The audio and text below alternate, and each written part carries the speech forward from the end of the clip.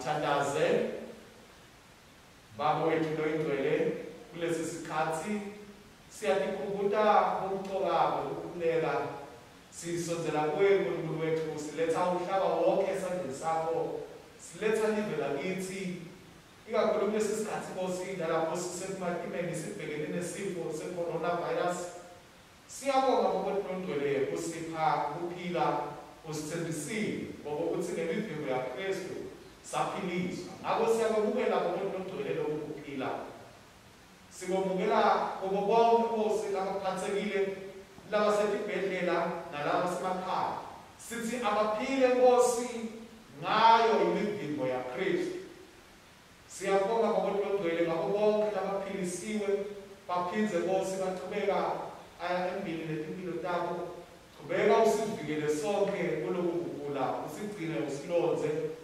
sithandazela kakhulu Nkosi labo labasebenza esibhedlela nabethi indzawo letahlukene nekubona bahamba embili emsebenzini wokulwa nabo neligciwane siyababeka kuNkulunkulu wethu ukuthi bagcine balonze bavikele ubaphe amandla uNkulunkulu wethu yena Nkosi konke intaba lesitendako nemisebenzi lesitendako ibe ngephumelelayo ekulehluleni leligciwane kodwa ukuthi silinqobe nathi sinqobe siphile kuwe sihlale kuwe siyakhuleka ngokuNkulunkulu ngokuthi siphe ukuhlakanipha sibantu sikwazi uNkulunkulu wethu ukuqondisisa lesikhathi nokuthi senze lokungiko nakufanele kulesi sikhathi samanje qhubeka-ke ngokuNkulunkulu usilonze usigcine ngaye Jesu Kristu Nkosi nomsindisi wethu amen. Siyabavusela abazalwane egameni leNkosi nemsindisi wethu Jesu Kristu amen.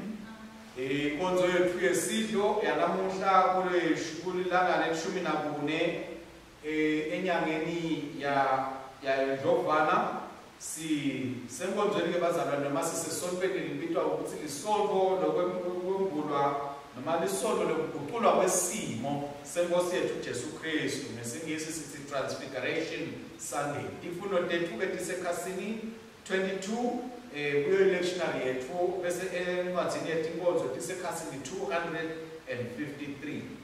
Ifundo lethu bazalwane sifundo sekuqala nomakhosi incwadi yesibili emakhosi isahluko sesibili bese kuqala ngiyaleshumi nambili libuko lemashumi lasihlanu bese kuqala ngelesithupha isifundo sesibili siphuma kwaseKorinte lesibili isahluko sesine livesi lesithathu lesithupha bese ivangeli liphuma nebulandzisa kwabakologcwele isahluko semfica siqala esahlukaneni sesibili kuya esahlukaneni semfica sisayiqala nje inkonzo bazalwane siyabonga kakhulu kibo bonke abathatha ithuba lokuthi babukele leti nkonzo noma balalele leti tinkonzo ngoba bazalwane siyathi sikusebisiwe ukuhlanganyela ndzawonye babazalwane siyabonga bena ukuthi wethu lokungena asisita ukuthebula leta nkonzo naye umfundisi Zulu lesinaye sichuba yona lena nkonzo bazalwane siyethemba ukuthi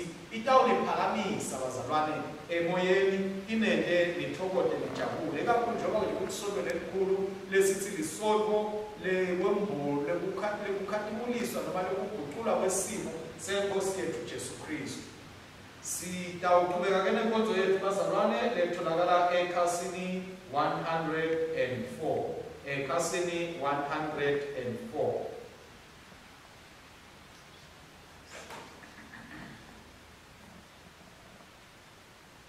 Inkosi ayibe nani ayibe nawe futhi thumisani inkosi ithumiseni nezicebo tenkosi akubonge uNkulunkulu uyise nendodzana namalwelwe alibongeli igama lakhe nyalona nini akadunyiswe uNkulunkulu losezulwini kube nekuthula lelithando kubantu Nkosi uNkulunkulu Nkosi yasezulwini siyakubabata siyakudumisa sikhuleka kuwe siyakudumisa siyakubonga ngedumo lwakho olukhulu uNkulunkulu somandla nababe Nkosi ngodzana letelwe yodwa Jesu Kristu Nkosi uNkulunkulu vana ya uNkulunkulu ngodzana yeyise lesusato notemhlaba sihawukele wena losusato notemhlaba sihawukele wena losusato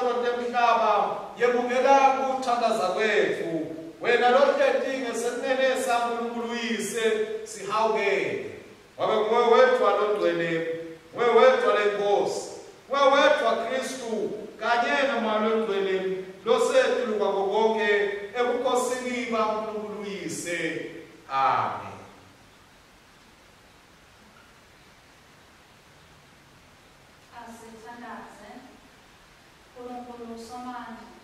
Inhliziyo tonke ivulekile kuwe, tifiso tonke dadewami wena.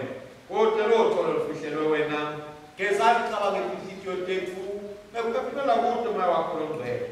Uthi sithathe ngalokuphelele, silidumise ngalokufanele igama lakho elingcwele, ngaye Jesu Kristu Nkosi yethu. Amen. Nkosi sihawukele. Kristu sihawukele. Nkosi sihawukele. Nangabe sithi singesono siyadinga neqiniso alikho kithi. Kodwa nasivuma intwana tethu uNkulunkulu wethembekile futhi ulungile utasithathelela intwana tethu abuye asihlambulule konke ukungalungile. Asivuma intwana tethu sitimisele ngalokuqinisekile ukugcina imithetho yaNkulunkulu siphile ngokuthula nokuthando nabo bonke abantu.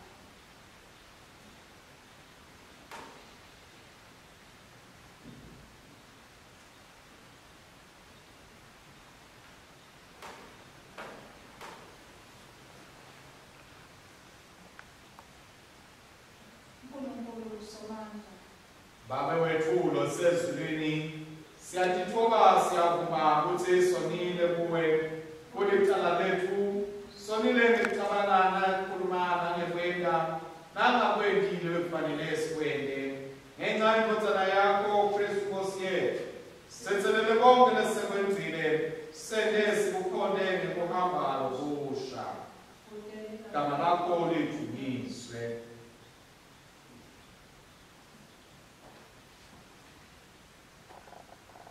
Ngolosomandla lothethelela bonke labakhweli bangeqiniso akasihawukele asithethelele intolo tethu asikhulule kudo asimise asiqinise kumele konke asigcine ekuphileni lokunini nanini ngaye Jesu Kristu inkosi yethu. Amen. Sisho kanye kanye ukuthandazwa namuhla uNkulunkulu longcwele ntsabeni yekuguqulwa kwesimo waveta inkodzana yakho njengaKristu guqula impilo tethu ngesithombe sakho. Bhala umthetho wakho wethando etinhlitweni tethu. Sende baprofeti benkathimulo yakho nemangalisako ngaJesu Kristu inkosi yethu lophila abuse nawe namoya longcwele uNkulunkulu munye enkathimulweni yaphakathe. Amen. Sitawuthola-ke bazalwane izifundo zanamuhla. Siyabingelela abathandekayo egameni lenkosi nemsindisi wethu Jesu Kristu. Amen.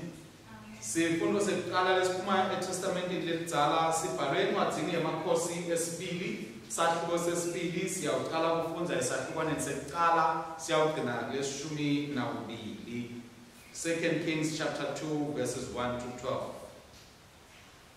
Wathi simakadzeni satawuthatha Elijah amenyusele ezulwini ngesibungungwana.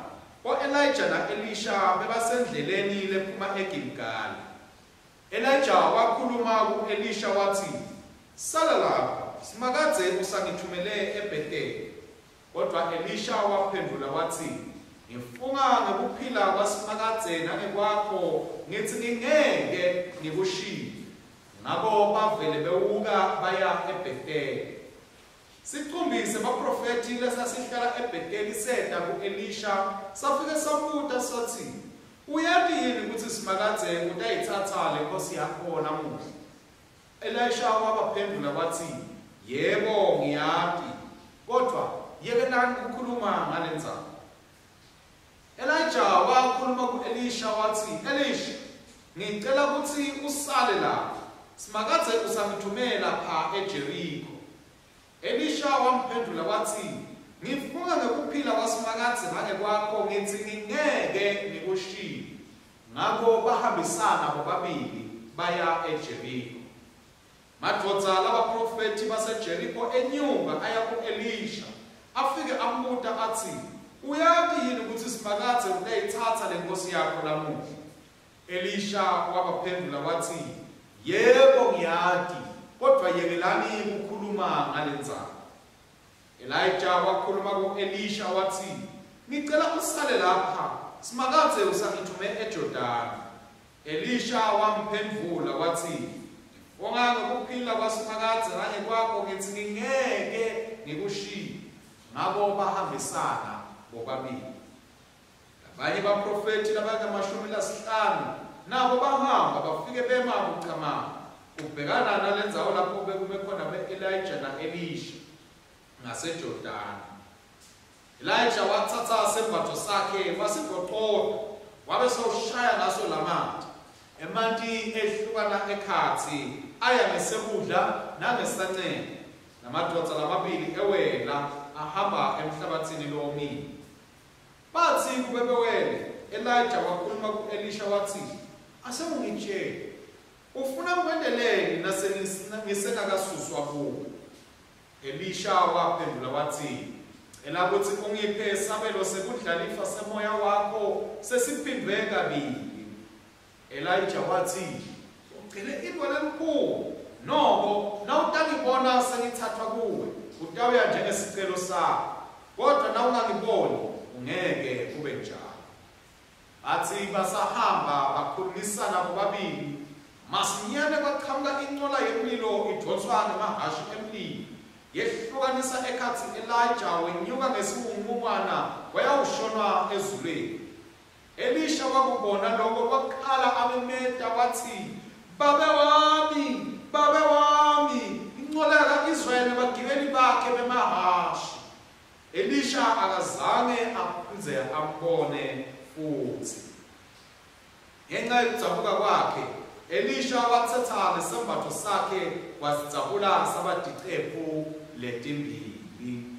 Livi lenkosi leli. Akabongwe uNkulunkulu. Sanibonani bazalwane egameni likaJesu.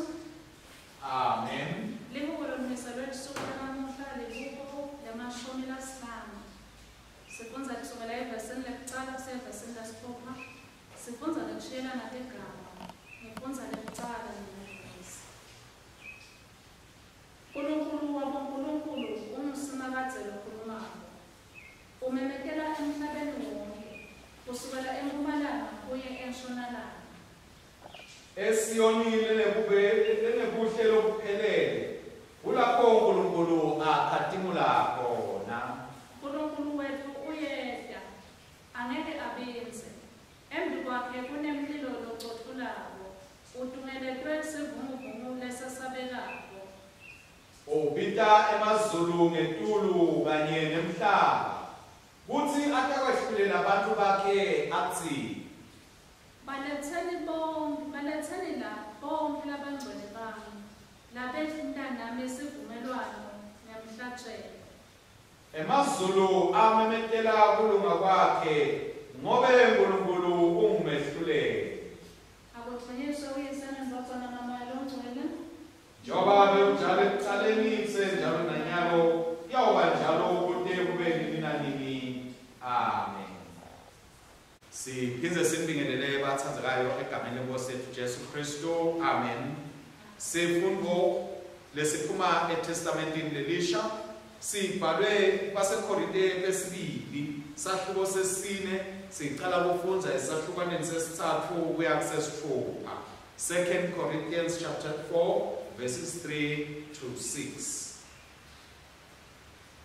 Kepha nangabe livangeli lethu lifihlakele kuphela kulabo labalahlekako, ngoba kubo labangakholwa uNkulunkulu walomhlaba okukuthekise tigcondo tabo, kuze kungasi kubo kukhanya kwelivangeli lenkathimulo yaKristu lofute uNkulunkulu. Asitishumayeli thine, kodwa sishumayela ukuthi Kristu Jesu uyinkosi. Thine-ke sithi sebentenu ngenxa yakhe, ngoba yena lo uNkulunkulu lo wathi akuvele kukhanya ebumnyameni, nguye futhi lokhanyise etinhlitweni tethu kuze sikwati ukubona inkathimulo yaNkulunkulu ebusweni baKristu. Levi lenkosi leli. Akabongwe uNkulunkulu. Sitawuyikhuluma ingoma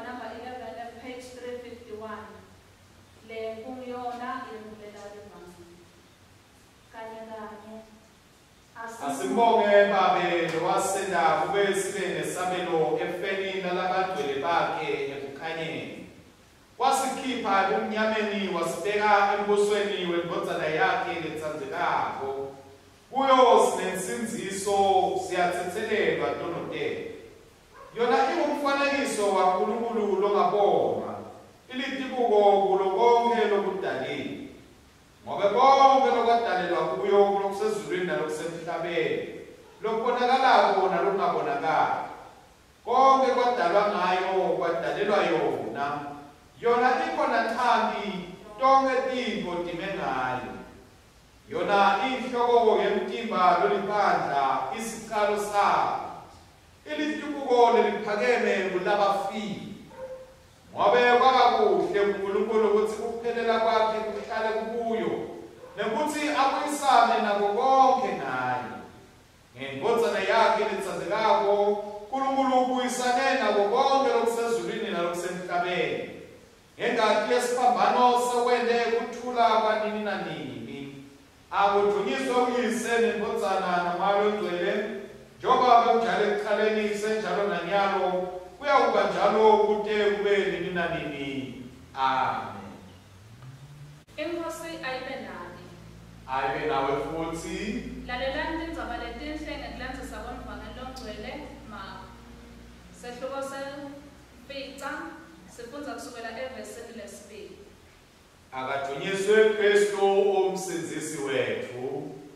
Emva kwemalanga lasithupha, Jesu wathatha boPetro naJakobe naJohane, wenyukela nabo entsabeni lenze, baba bodwana. Wagucuka lesinye simo bambukile. Tingubo takhe tacobetela taba mhlophe nke. Kwakungekho muntu emhlabeni jikelele labengadela tibe mhlophe njengato. Kwabonakala kubo Elija naMose. Bakhuluma naJesu. Petro wathi kuJesu, Mfundisi, kuhle lokuthi sibe lapha. Asakhe amathende lamathathu. Linye liyoba lapho, lelinye libe laMose, lelinye libe la-Elija.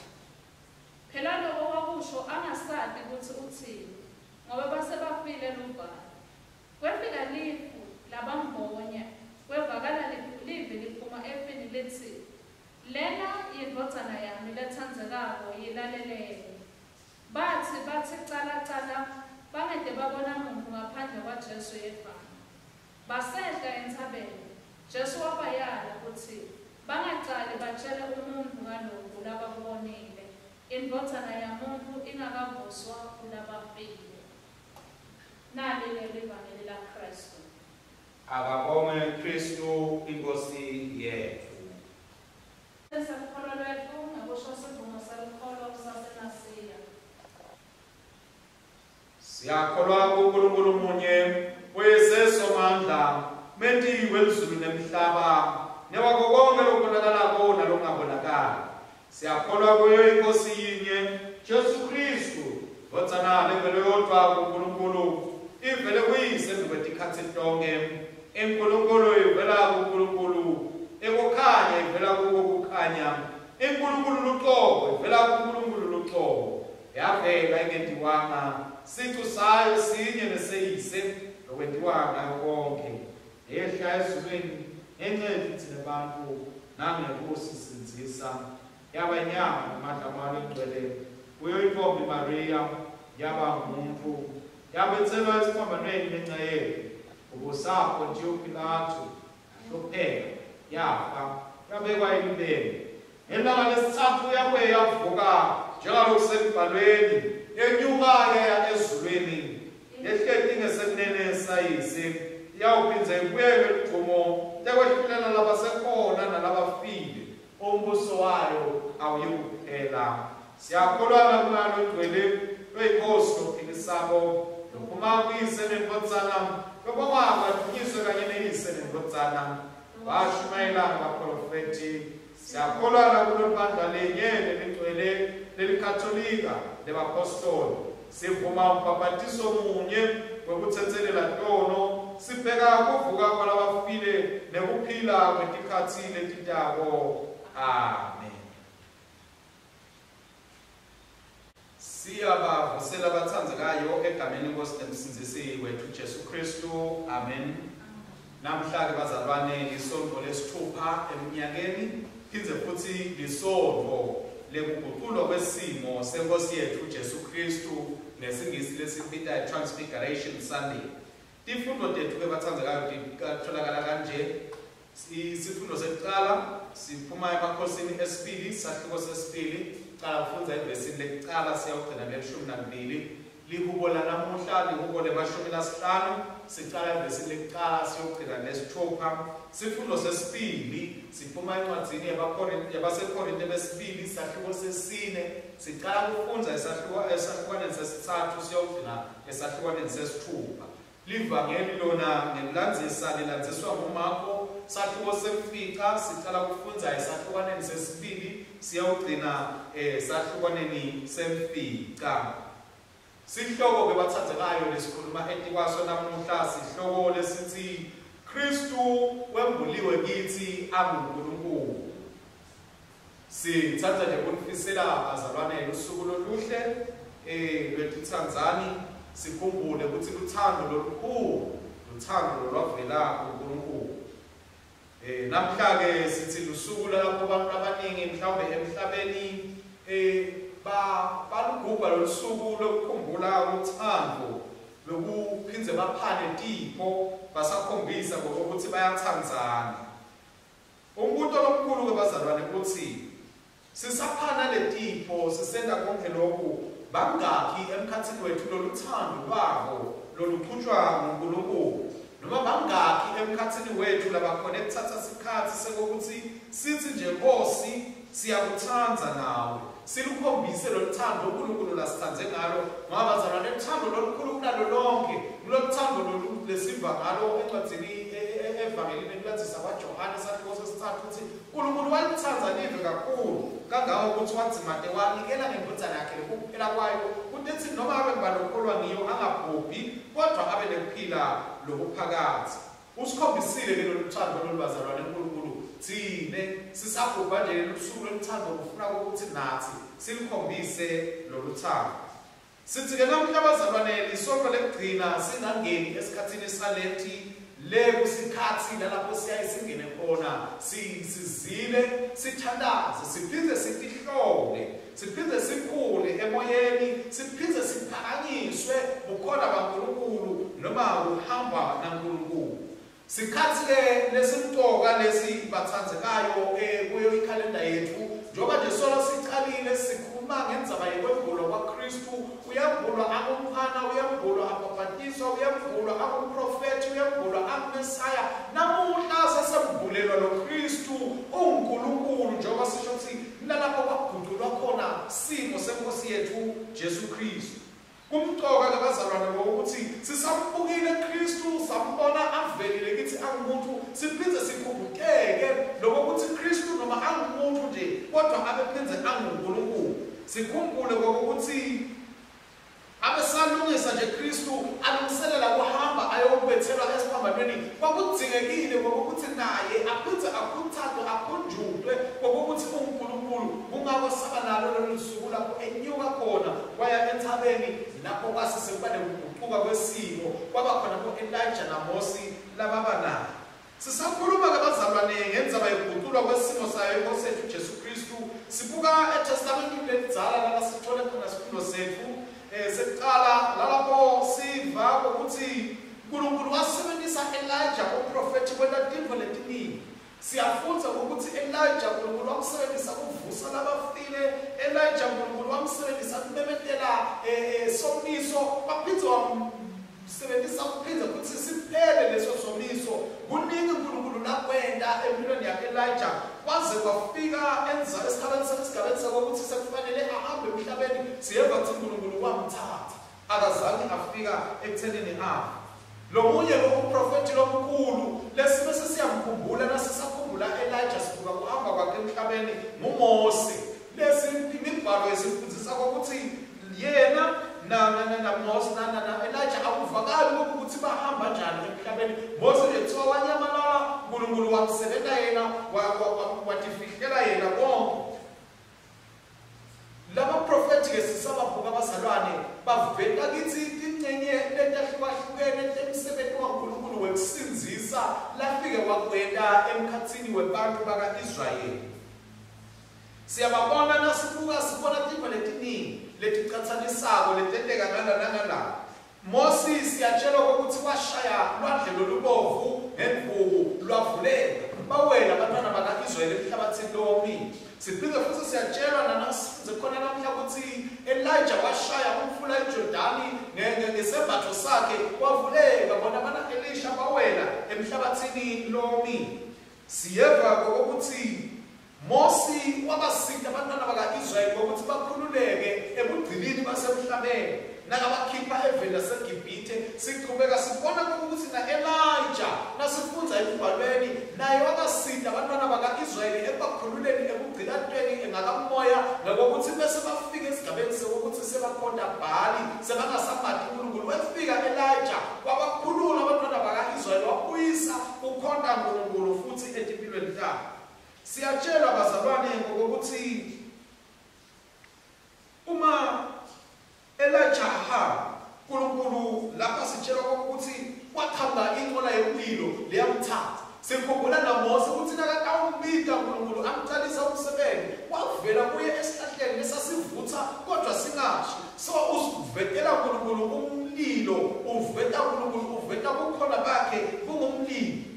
Laba prophet lababili ke bazalwane siyababona nase sesikhuluma ngendzaba yokuthi Jesu Kristu wafika esigabeni sekwemvubu. Singefiki lapho kodwa nasilalela lihubo lethu lanamuhla siyeva nakhona uNkulunkulu uveta indzaba yokuthi yena uNkulunkulu wekukhanya ungumlilo lohamba embili ungumlilo lo sivetela ukuthi lokuvela kwakhe empilweni yaMose angumlilo lokuvela kwakhe empilweni yaElijah angumlilo kwakukhona uNkulunkulu bekakukhuluma asivetela asibonisa emandla akhe ngokuthi yena uNkulunkulu. Sithi ke bazalwane sekakwetile konke lokho uNkulunkulu kwaba mqoka ukuthi nasisekafuna ukuveta ebantwini uNkulunkulu noma afuna ukuveta ukuthi Jesu Kristu akasiye nje umuntu phaqa kodwa umuntu lophenze futhi abe sintu saNkulunkulu. Wabona uNkulunkulu ukuthi umqoka athathe lamadodza lamabili labebaprofethi labakhulu. Njengoba nathi besikhulumile bazalwane sisaqhubeka ukuthi Jesu Kristu uvelile kithi angumprofethi lomkhulu. Mose lakhuluma ngaye waprofetha ukuthi kuyawufika uprofethi lomkhulu. Ngawo uNkulunkulu wabona kuhle ukuthatha labaprofethi labakhulu lebe bakiwe baka-Israyeli ukuthi baba ezingeni elisentulu ngenkolo ukuthi abalethe batawubona abafundi baJesu ukuthi Jesu Kristu akasiye nje umuntu phaqa kodwa kukhona lokuthile lokukhona empilweni yakhe. Kwakuyindlela uNkulunkulu bazalwane ukuthi asinde abafundi baJesu ukuthi bakwazi ukuthonza lalapho sebabona Jesu abethelwa esiphambanweni bathi ukuthi lithemba likhona akukapheli konke. Kulendzaba ke lesifundzile evangelini bathandzekani. Sikunentinto letitsite letimqoka lesithena sibuka satifunza satibamba lekufanele ukuthi sitibamba. Kwekuqala nje nasibona Jesu Kristu wathatha abafundi bakhe nabathile wahamba nabo waya enthabeni. Siyafunza bazalwane ukuthi nathi empilweni yethu sikhona lesidingo sokuthi kube nalesikhathi lesitawusithatha nje sikhweshe sisuke kubo konke sesihambe lesiyawufola buso kaNkulunkulu. Kulapho sikweshini lalapho sitawufike khona bese siyabona so uyabhulwa uNkulunkulu ayabhulwa emandla kaNkulunkulu kithi. Njengoba nje labafundi labahamba uNkulunkulu webhulwa babona uNkulunkulu kaJesu Kristu babona timanga babona abaprofethi badzala bavela batawumemetela ukuthi lo Kristu lona vele kunguye Kristu. Laba labasala abazange bakwadi konke lokho bakuva sebaxoxelwa njengoba nathi nje namhla sikuxoxa sixoxelwa futhi. Kodwa ukuthi sikwadi ukuthi intinto kaNkulunkulu sitati ngempuso sitati thina eqobo siyaphinda bazalwane ukuthi silingise labafundi labakhwesha basuka. Labanye bethu ke bazalwane ngeke size simanje size simbone uNkulunkulu. Bakhona nje basesonweni sikhona nabo siphila nabo kodwa banekumgabana ukuthi vele lo uNkulunkulu ukhona yini sizathu sakhona abakazi basithathe lesikhathi sithi asengikhweshe sengiye nje uNkulunkulu kube ngimi naNkulunkulu. Sonke isikhathi bafuna basefundini, bafuna basemkhambathini webantu, kanti uNkulunkulu bazalwane uyapinda ukuthi umuntu uke nje ukithathele ukuthi kumele wena usonzela kuwo. Emhlabeni lesiphila kiwo bathathekayo kunephishane kalokhu kakhulu. Uma ngeke umneke ukithathele wena isikhathi sekukweshe kaNkulunkulu, ngeke vele uze usithole isikhathi saNkulunkulu, futhi ngeke uze wembulelwe uNkulunkulu empilweni yakho. Lokunye lesifundzako bathandekayo ngokuthi siyadzinga ngokuthi sembulelwe uKristu, sendelwe ngokuthi sitawukhona kumelana netikhathi letimatima lesitawubhekana nazo. uNkulunkulu wathi nakabona ukuthi sekufika isikhathi sokuthi Jesu Kristu utawuba nekumatima, kwase siyamuletha lesikhathi lendzawo yokuthi kwembulwe akhunjutwe asukati emavi mhlawumbe lapho lapho Elijah kaMose, kodwa lesikholelwayo ukuthi bafike bambuthaka bathi usendleleni lengiyo Kristu, uyawena umsebenzi uNkulunkulu lakuthome wona, qhubeka ngemandla, sitawube sinawe ngisho sowusesiphambanweni, qhubeka ngemandla. uNkulunkulu ke bazalwane uyasembulela yena qobo lwakhe endele ukuthi mase sibhekana nempathini sikwathi ukuthi sikhuthatheke ngoba sathi ukuthi sina uNkulunkulu sihamba naye. Sithi ke bazalwane lokunye lesifundzako ke lesifundi lesesiyibuka indzaba yokwembulwa kwayo iNkosi yethu Jesu Kristu noma ukuguqulwa kwesimo ngokuthi azali yonke into iphelele lapha etulo ethabeni. Wathi sekwetekile konke wathi Jesu asihambeni sibuyele emuva ngoba bazalwane siyaye sithi singeva umnanzi baNkulunkulu sisenkonzweni bese sifuna ngathi nasesiyahlala asisasuki sesihlala khona, kanti phela bathandzekayo uNkulunkulu usipitile wasipitela ukuthi sihambe siyowusebenza ngaphandle, sikhulumise abantu sibathuma bafundise abantu sibatise ngaKristu. Lesifuna wasuka Kristu wathi cha ngeke sikwakhe, ngeke sakhe takhiwo la kodwa sibele nebantwini siyabatshela ukuthi nabo batawukuthatheka, nabo batawulathi iqiniso njengoba nami nilibonile naliva iqiniso. Siyathinga ke bazalwane ukuthi lokhu lesivako lokuvela kuNkulunkulu sikuthathe siphume sihambe siye ebantwini siyokwembula lapho. Kungako nje nasifunza isifundo sesibili lesibhalelwe ibandla laseKorinte, siyatshela ukuthi sibikele ukuthi sibe abantu labatawumbula Kristu.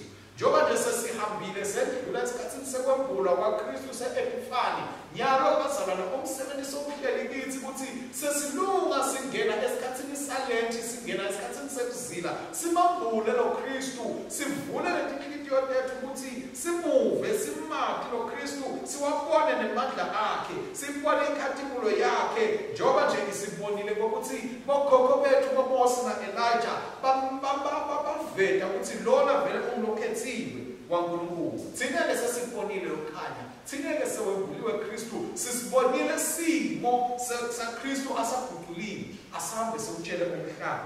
Ngoba umhlaba bazalwane uyadzinga ngokuthi sesingena kwesikhathi salenti nesa-Easter, uyadzinga ngokuthi kwatiswe ngokuthi likhona lithemba kuKristu, likhona lithemba kuNkulunkulu, lo Nkulunkulu lesimkhotako nalesimselentako, uNkulunkulu lophakeme, uNkulunkulu wemandla. Akaguqule simo ke langekhathi lithi bathandzekayo, siphakamise lo Nkulunkulu abonwe bantu, simati ngokuthi uNkulunkulu uthini, usipitile ngokuthi sibe bantu labamqoka, waphinde futhi wasipitela umsebenzi, waphinde futhi wasinika nelikusasa lelihle sibantu bakhe. Asiwadinge lokhu bazalwane, sisabona ukuguqulwa kwesimo saKristu, sisangena esikhathini sa-Easter nesikhathi salenti, sikwadi konke lokhu bathathekako egameni leNkosi nemsindisi wethu Jesu Kristu. Amen. Siyabonga bazalwane inshumayelo lesiyinikwa umfundisi Sigudla. Kulesikhathi lesi sitawungena emthandazweni, sisebenzisana luhlobo lolu-Form D lomthandazo. Asize uNkulunkulu lokhatimlako mthombo wekhaya, njengoba watimeleta Jesu ngenkhatimlo yakho, wota kithi ngako kukhanya kwakho lokubonakalisako, usitfola singakulinzi kude sibonakale ubuthakathaka bethu. Sikhetha kuba sembonakalisweni, kanti wena usibitela etifundini kude silethe khona kukhanya. Sifuna lokumangalisako, ube wena ubopha labahluphekile ngemisebenzi yemusa. Sikhetha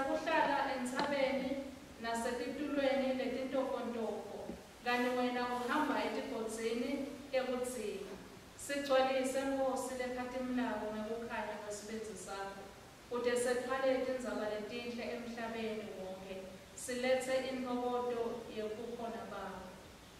Vula emehlo ethu Nkosi yekukhanya kude sibone.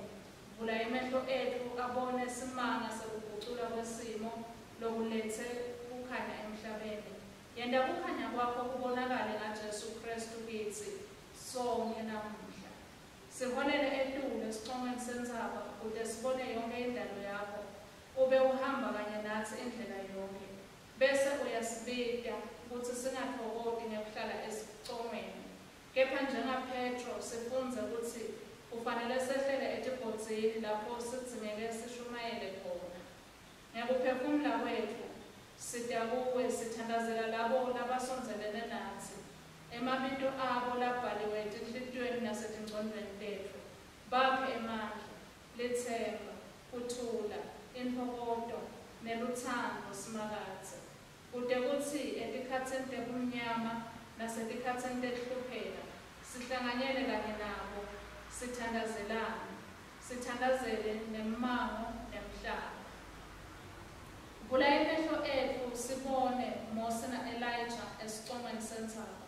Ususe inkungu kithi, ukhulume nathi livi lakho, usikhombise indlela.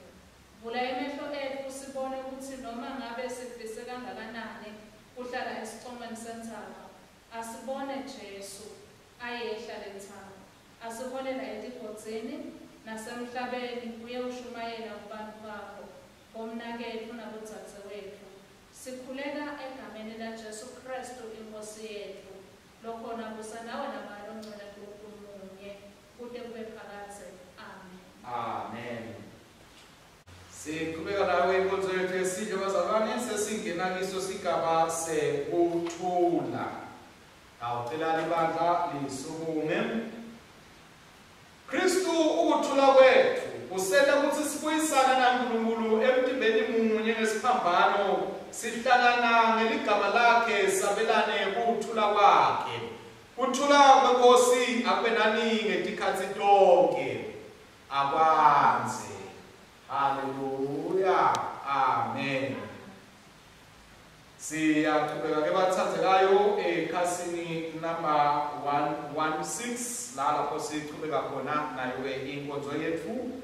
Sitawuqala ke bazalwane ngako ukuthi sithandaze, sibonge iminikelo bazalwane labayentako, noma ngabe banikelela libandla noma banikelela imisebenzi letsite libandla leyentako yekusita lapho labahluphekile. Siyambonga uNkulunkulu ngako konke.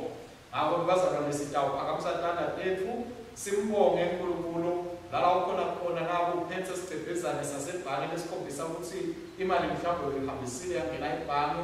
Sitawucela ukuthi usibambe ngesandla sakho sisambonga uNkulunkulu. Sisho umthandazo wekuqala kanye paragraph number 48. Nebakho Nkosi kukhulune amandla nedumiso nenkazimulo nebukosi, ngoba konke lokusezulwini nalokusemhlabeni ngekwakho, konke kuvela kuwe thina sikunikalo ngekwakho. Amen. Uyabongeka Nkosi uNkulunkulu mdali wezinto zonke, ngemsaba Nkosi nalesingwane sinikela ngaso sivela emhlabathini sibekwe entandleni bakho, sitakuba sikwase ukuphila kithi. Akabongwe uNkulunkulu nini nanini. Uyabongeka Nkosi uNkulunkulu mdali wezinto zonke, ngemsaba Nkosi nalelwane lesinikela ngalo, lisithelo semvini nemsebenzi wetandleni bakho, litawuba indzebe yensinziso kithi. Akabongwe uNkulunkulu nini nanini. Sitawusebenzisa lebathandzekayo umthandazo wesibili wekubonga ekhasini 119. Umthandazo wesibili wekubonga. Inkosi ilapha, moya wayo unathi. Yenyusani tinhlitiyo tenu, siyatenyusela enkosini. Asibonge Nkosi uNkulunkulu wethu, kufanele kulungile ukubonga nokumdumisa. Kufanele impela kungumsebenzi wethu nenjabulo yethu netikhathi nasetindzaweni tonke. Kungumsebenzi nenjabulo yethu ukubonga nokubhabhata babelongcwele. Nkosi yasezulwini, somandla uNkulunkulu lokuphakathe naJesu Kristu indodana yakho eyodwa enkosi yethu. Wena ulivi lakho leliphilako, ngaye wadala konke kwasekuqaleni, wasenda ngemfanekiso wakho uqobo, naye wasikhulula edilini lwesono wamnikela kube atalwe akumuntu afele esiphambanweni wamvusa kulabafile wakamphakamisela etulo esandleni sakho senene ngaye wathumela moya wakho longcwele lophilisayo nyalo-ke siyakubonga ngoba ukukhathimula kobukhosi bakhe kwabonakala entshabeni lengcwele embi kwabufakazi bobukhosi bakhe kwabonakalisa emandla embuso wakhe lotako ngakho-ke sesihlangane netikilosi netikhulutato nemandla lonke lasezulwini sibabatali gama lakho lelikhulu lelidumile sikubonga nini sithi ngcwele ngcwele ngcwele Nkosi uNkulunkulu wemandla nemkhosi izulu nemhlaba kugcwele udumo lwakho osana ngalelisetulu obusisiwe lotako egameni lenkosi osana ngalelisetulu ngelabo kwethu Baba wasezulwini ngenkotsana yakho umsindisi wethu uJesu Kristu sithi silandzela sibonelo sakhe silalela umyalo yakhe yenda ukuthi nemandla amoya wakho longcwele letitipho simpha neluwayini tibe ngumtimba wakhe nengadi yakhe kithi wathi ngalobo busuku lanikelela ngabo wasithatha simpha wakubonga wasihlepula wabapha abafundi bakhe wathi thathani nidle lokhu umtimba wami lonikelelwa nine yendani lokhu kude kuthi ningikhumbule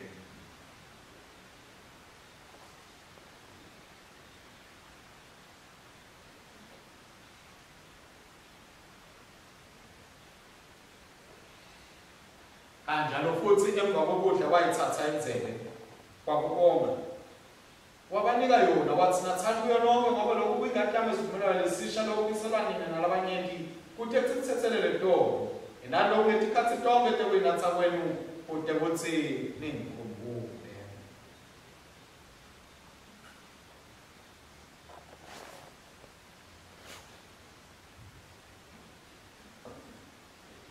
ngakho-ke simemethela ukukholwa kwethu sithi Kristu wafa, Kristu uvukile, Kristu utawubuya futhi.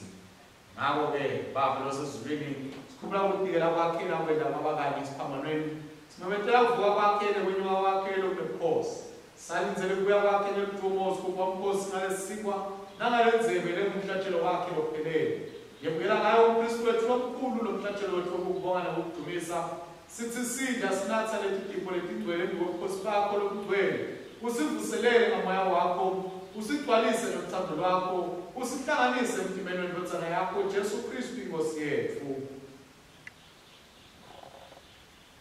kanye naye nakuye nangaye ngamandla amalo egcwele nabo bonke labembi wakho emhlabeni nasezulwini sikhona wena babesomandla ngetingoma tekukudumisa lokuphakathi kanye sithi sibusiso nenhlonipho neludumo nemandla akube kwakho nini nanini amen. Njalo uKristu wasifundzisa abathandekayo sinesibinzi sekuvula ekhasini number 126 sigaba number 77 sisho kanye ngesibinzi sithi babethu losezulwini angcoliswe ligama lakho umbuso wakho awude intsapho yakho into emhlabeni ngasezulwini siphe namuhla ukudla kwethu kwamalanga onke sithethelele intolo tethu njengoba nathi sibathethelele nabasonabo ngasingenise empingweni osinzise kulokubi ngoba umbuso ngowakho imandla nebukhosi kude kube nini nanini amen.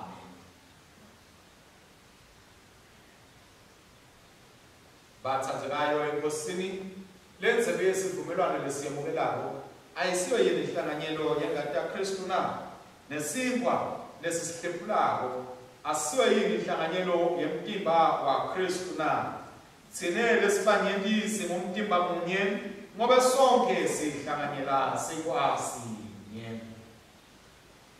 Jesu mfana kaNkulunkulu sihawukele, Jesu mthwali wentolo tethu sihawukele, Jesu msinzisi wemhlaba siphe uthula kwakho nokuthi thobalo omkhulu sikhuleka kanye sithi Nkosi nesihawu asonzele etafula lakho sithemba kwethu kepha sithemba sakho lesikhulu asifanele kwethu ukuthi uthula ngaphansi kwalo tafula lakho kodwa wena inkosi lokuma bayakukhawukela njalo. Ngakho-ke siphe Nkosi lesihawu. Wesidla kufanele inyama yendodana yakho letsandzekako Jesu Kristu, sinatse ingati yakhe, kodwa sihlale kuyena ngiyethi, kodwa kube nini nanini. Amen. Nkosi akufanele. Nkosi akufanele. Nkosi asifanele. Khuluma livi lakho, ingceku lakho lisinziso.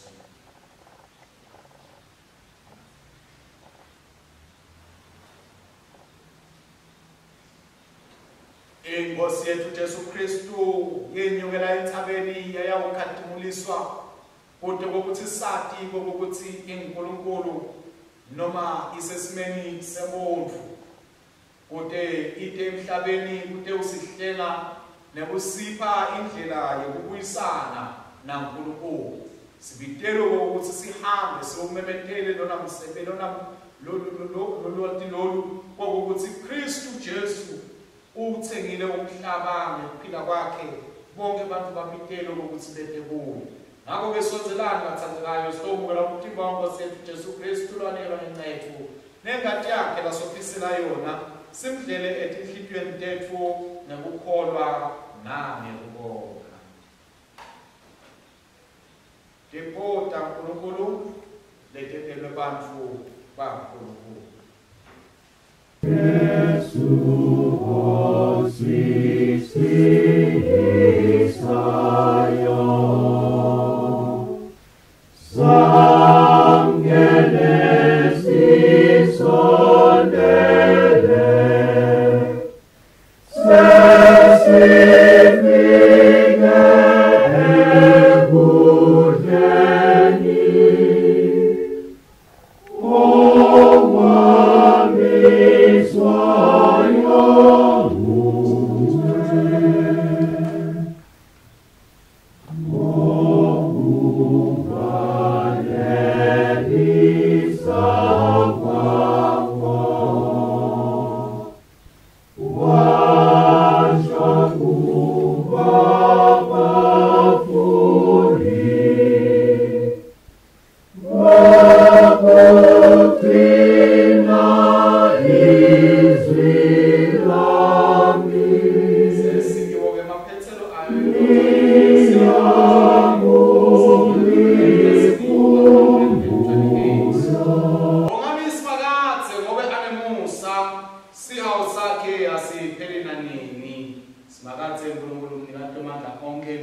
Siyabonga Nkosi ukusikhumbuza ukuthi indodana yakho yembulwa yaphindze futhi yaguqulwa simo kude kokuthi sati sibe nesiciniseko sokuthi abe ngasiyo nje umuntu kuphela kodwa abe uNkulunkulu lowehle wena emhlabeni wade usihlele.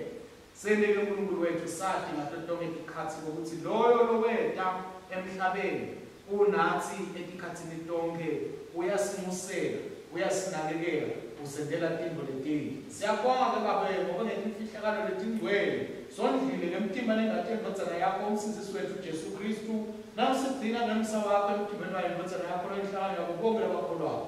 Sitele baba sisitele baba besibekele nje amakholwa laphilako kulokhu budlelwano bemngcwele nokuthi sikhule emthandweni ekulaleleni nasekwenteni inthando yakho ngaye Jesu Kristu Nkosi yethu lokhona kusa kanye nawo namalo engcwele niNkulunkulu munye enkathimulweni yaphakathe kude kube nini nanini.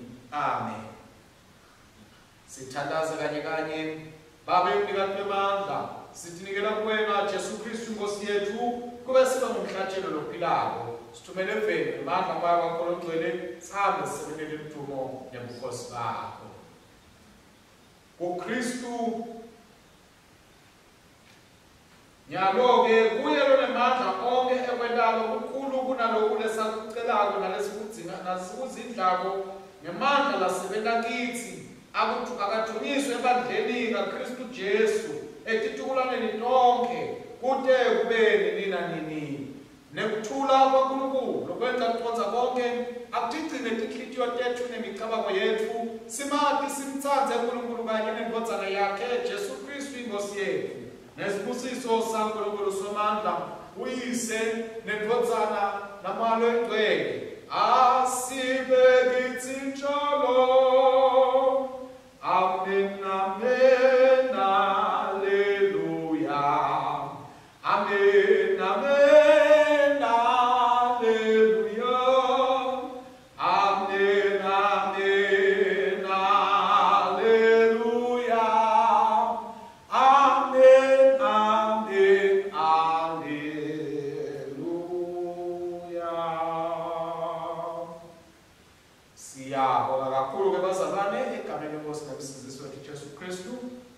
nathi kule nkonzo.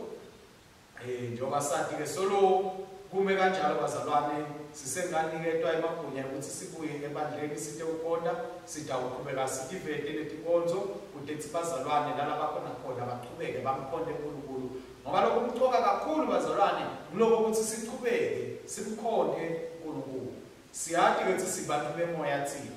Kungenteka ukuthi mhlambe asikahlangani endaweni yinye kodwa sigcwaliswe ngamoya munye. Lokusho ukuthi lala sikhona khona noma singasekho endlini yenye ukukhonda kodwa solo sikhonda kanye sikhonda uNkulunkulu munye lo sibusisako nalo sigcinayo. Siqhubeke simthanze simkhonde simthokote uNkulunkulu ngako konke lesikwentako. Siyethemba ke bazalwane njengoba sathi sishilo ngokuthi siyangena siqala lesithathu lemlothana lesithathu kuyaqala ukuzila kwethu ukuthi thina kwethu siyethemba ukuthi bazalwane batawuthembeka ekwenteni lokho singathi ngoba mhlambe asikho enkonzweni bese sesiyakhohlwa. Siyathi kuyingcenye yethu lebandla yekundlela yethu nathi yekusisita ukuthi sikhule enkosini nokuthi sizile sifune ubuso kaNkulunkulu ukuthi sisite uMathi simthokotele simthokotise futhi uNkulunkulu omdali wethu. Siyethemba bazalwane ukuthi nitawuqhubeka niphathe kahle niqhubeke nivikele siqhubeke sithandaze bazalwane sitawusinqoba lesimo titawubuyela timbo ngokwethembiswa nguNkulunkulu. Amen. Hambani ke ngekuthula nangeluthando niyawusebentela inkosi egameni laKristu. Amen.